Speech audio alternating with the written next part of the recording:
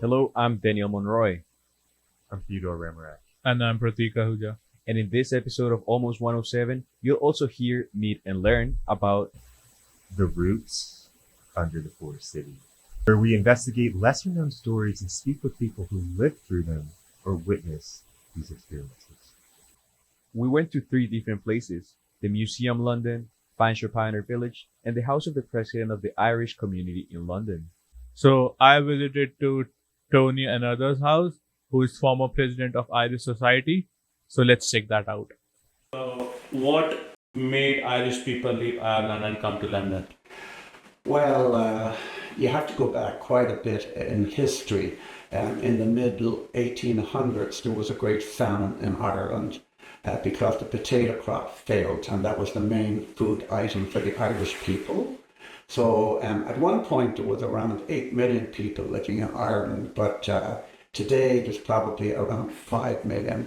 So many people left Ireland for a better life in different countries, including Canada. You mentioned that the potato crops were like vanished or something, you said, right? They rotted with a blight.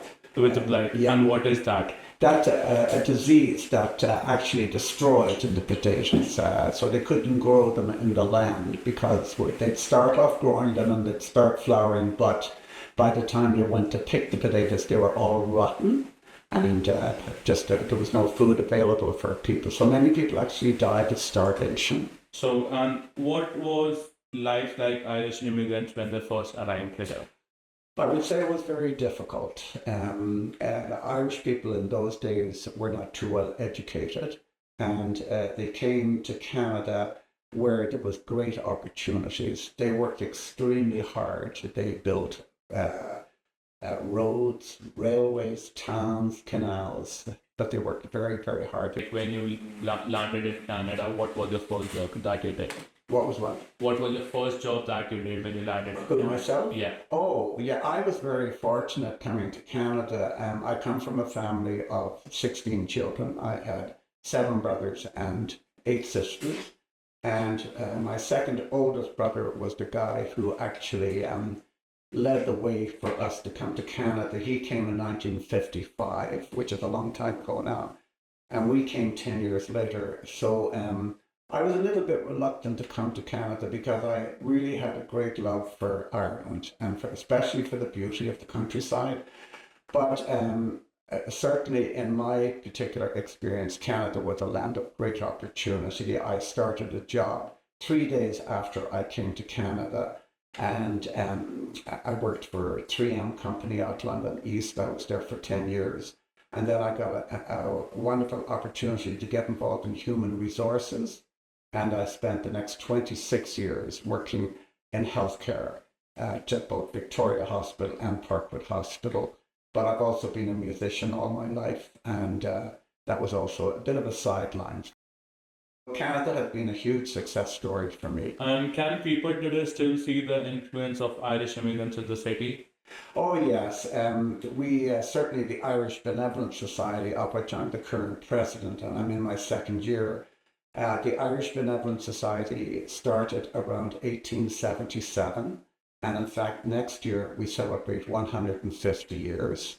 It's without doubt the longest running cultural club, certainly in London, and we're a benevolent society. We support various charities, and we have 2 main functions that we have each year. The first one being St. Patrick's Day, of course. That's been going on for almost 150 years now.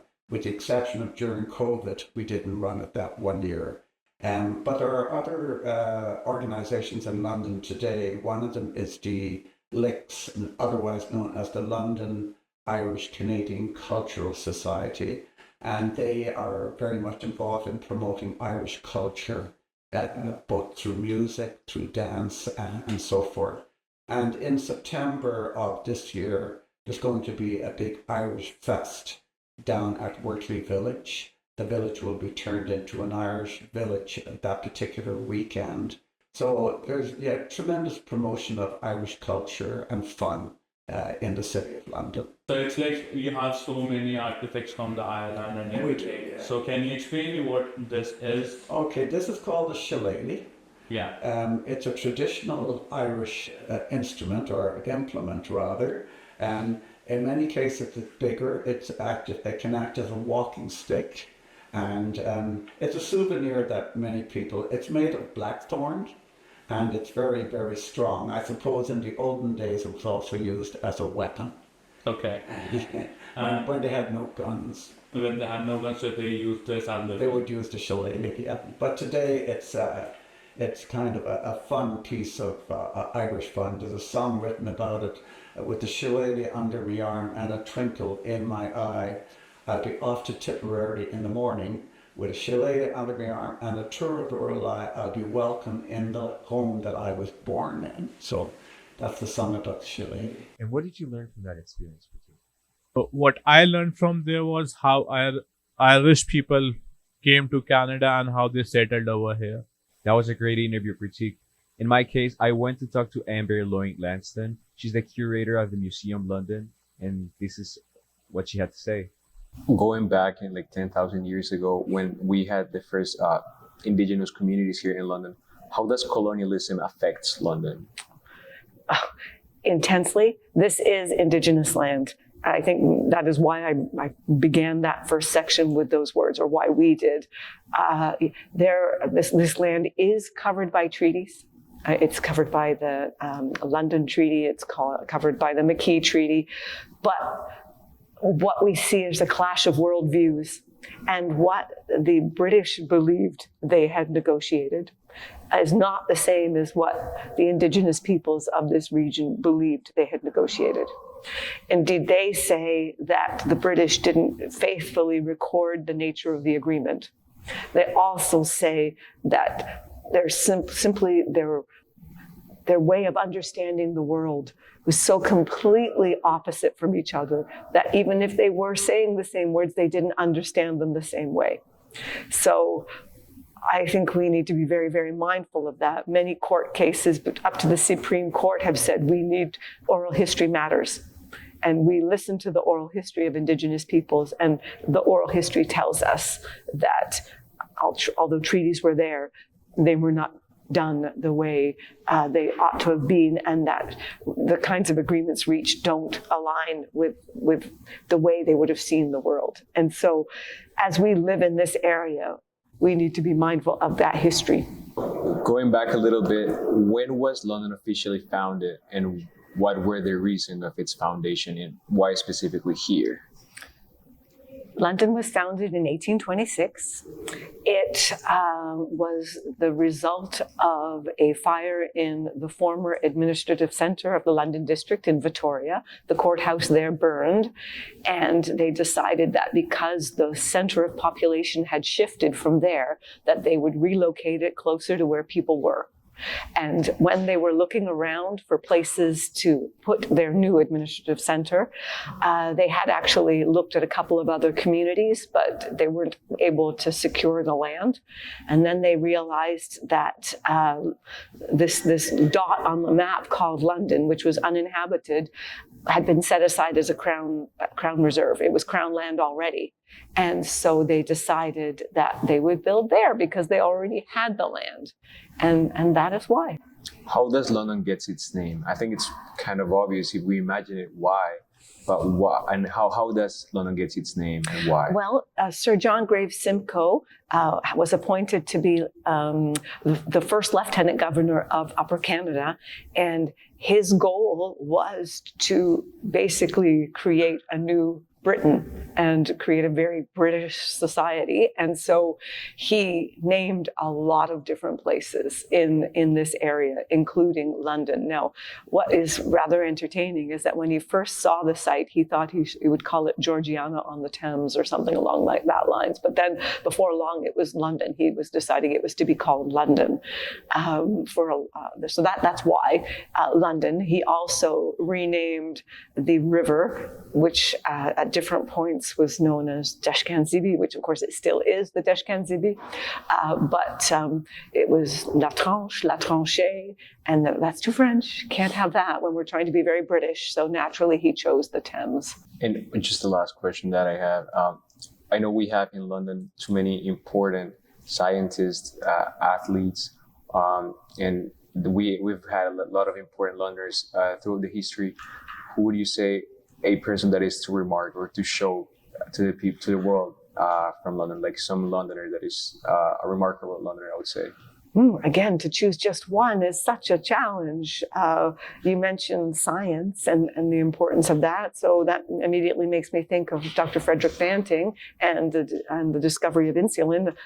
London is recognized as the birthplace of insulin because it was during a sleepless night where Banting was fretting about finances and fretting about other stuff that he put two and two together after having read an article and said, I think I know what experiment needs to be done. I think we can crack this. And he did. And it puts London on the map in a global way like we can't even imagine. Banting House was proof of that. People come from all over the world as a pilgrimage to this site because their lives have been saved with insulin, or a loved one's life has been saved with insulin, and they just realize just how important it is. It was amazing learning about the history of London and the reason why it gave its name and the way it was founded and who founded it. I think those were some of the most important things she was able to tell me. And yeah, just to get more in deep of this huge history of the city. I heard that you went to church. How was it? Yes, I visited the African Methodist Episcopal Church at Pioneer Village, Fanshawe, to find out London's first Black chapel. Enjoy. We're at the African Methodist Episcopal Church at Fanshawe, Pioneer Village, and I'm here with Christina. So thanks so much for joining me. Absolutely. How are you doing? Thanks for inviting me. Great. Yeah, great. So just the first question, what emotions or how do you feel being inside of this building? Because you know the history and the stories. So is there anything that really resonates with you being here? Well, I guess first of all, every time I come into this space, I just feel very, very humbled, very grateful that we have this space and that it's been not renovated, but restored to as similar as it could have been originally. And to just sit here and know the years of folks who praised here and came here for community, for solace, and the gratitude that it's been able to been saved, which is, of course, gratitude to so many people, especially over the last several years, who have worked so hard in order to get it here, where it can be enjoyed by multitudes of people. The story can be told and retold. And so yes. So definitely. So for people who don't know, could you just explain the journey that enslaved people took to get to London and what they were kind of running away from? Okay, well, many of the enslaved people came up through what is known as the Underground Railroad, but not all of them did. So some of them just came on their own. Most of them were escaping from enslavement in the United States, where they had been enslaved by the colonizers, by the Europeans, and were living in very harsh conditions, and so really wanted to get away. There was never an end to their work there. There was never sort of, well, I'll retire or I'll leave, because they were owned.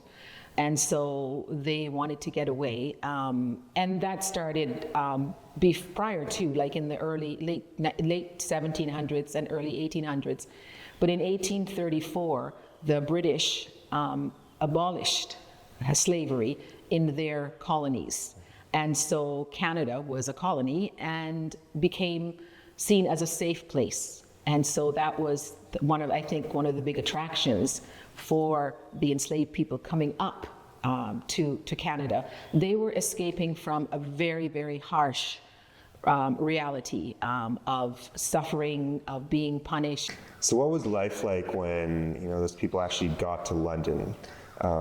What struggles did they feel, and what was their experience like after? Right. Yeah. Well, I think that from what we know, they did have it was a better life. They did have their freedom to choose how they were going to live. Getting jobs wasn't always easy, and they often had the jobs that other people would not take. The Europeans who were, or the descendants of the Europeans who were living here, they tended to sort of move to one area, which is where they They started out down in the Thames Street. In that area, it was called the Hollows, and it was in a floodplain, and probably one of the harshest areas in London to live, but it was what they could afford. Right? This church has moved around a little bit. It's had 2 different locations. Could you just say how it got to when it was first built in, I think, 1848, to how it got here to Fanshawe Pioneer Village? Sure. What the story was? Yes. So as you said, it was built in 1848, and it served the community there for several years. And then, as happens, the community got larger. People became a little bit more affluent. They were able to buy housing in another area. So they started purchasing housing in this, what's called the Soho area. And then they built another church there, Beth Emmanuel Church. And it was a bigger church. It still stands there. And so after a few years, this building was then sold as a residential as a home, right, for people to live in. And it was, although it's actually the African Methodist Episcopal Church, it became known as the Fugitive Slave Chapel. So you'll sometimes hear people using that, but we want to take it back to its original, which is the African Methodist Episcopal Church. And so it was a house for many years. Had siding put on it, all of sort, walls put in, and it was, people lived in it over the years. And then in about 2013, there was a bus company that had bought a lot of the houses in that area, and they were going to demolish them to create a parking lot. And thankfully, this house, as it was at the time, had a heritage designation, which meant that it could not be demolished without special permission.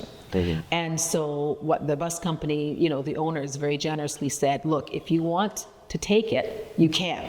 We'll give it to you, basically. And so a group of very diligent folks got together and raised the funds. They had archaeologists who went and did a dig at the site to just see if there might have been anything that they could find that would represent, something different from prior to when it was a home. Long story, not so short.